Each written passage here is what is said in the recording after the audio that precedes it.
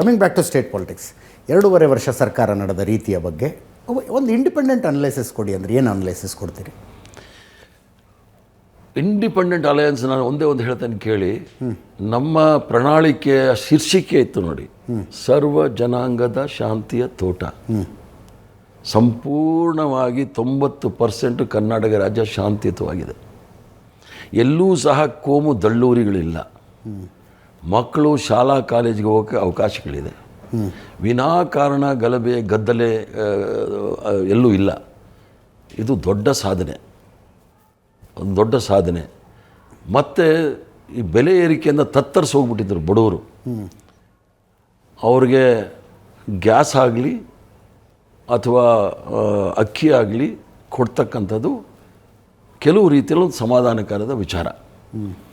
ಇದು ದೊಡ್ಡ ಸಮಾಧಾನ ನಮಗೆ 2.5 ವರ್ಷದಲ್ಲಿ ಇದೇ ದೊಡ್ಡ ಸಮಾಧಾನ. ಯಾಕಂದರೆ ನಮಗೆ ನಾನು ಹೇಳಿದೆ ತಮಗೆ, ನಾವಂತೂ ನಿರೀಕ್ಷೆ ಮಾಡಿದ್ವಿ ಜನ ಕಿತ್ತೆಸಿದ್ದಾರೆ ಬಿ ಜೆ ಪಿಗೆ ಅಂತ. ಯಾಕೆ ಅಂದರೆ ಇದೇ ಕಾರಣ.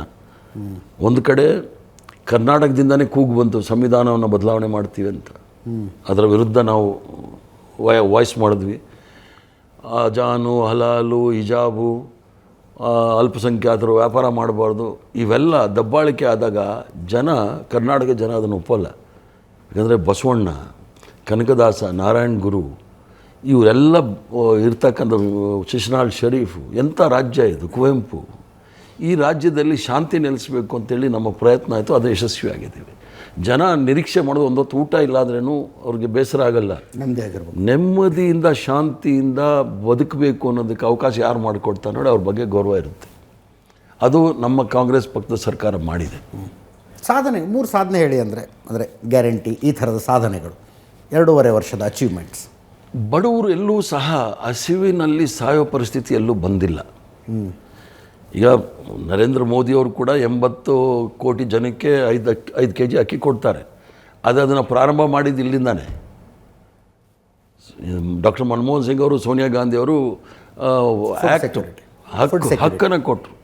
ಫುಡ್ ಸೆಕ್ಯೂರಿಟಿ ಆ್ಯಕ್ಟ್ ತಂದು ಅವ್ರಿಗೆ ಯಾರಿಗೂ ಸಹ ರಾತ್ರಿ ಹೊತ್ತು ಮಲಗುವಾಗ ಖಾಲಿ ಹೊಟ್ಟೆನಲ್ಲಿ ಮಲಗಬಾರ್ದು ಅಂತ ಮಾಡಿದ್ರು.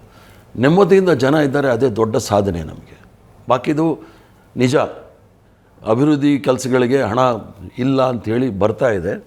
ಆದರೆ ಸಿದ್ದರಾಮಯ್ಯನವರ ಎಕ್ಸ್ಪೀರಿಯೆನ್ಸಲ್ಲಿ ಅವ್ರು ಏನಾದರೂ ಮಾಡ್ಬೋದು ಅಂತೇಳಿ ಎಲ್ರಿಗೂ ಸಹ ನಂಬಿಕೆ ಇದೆ.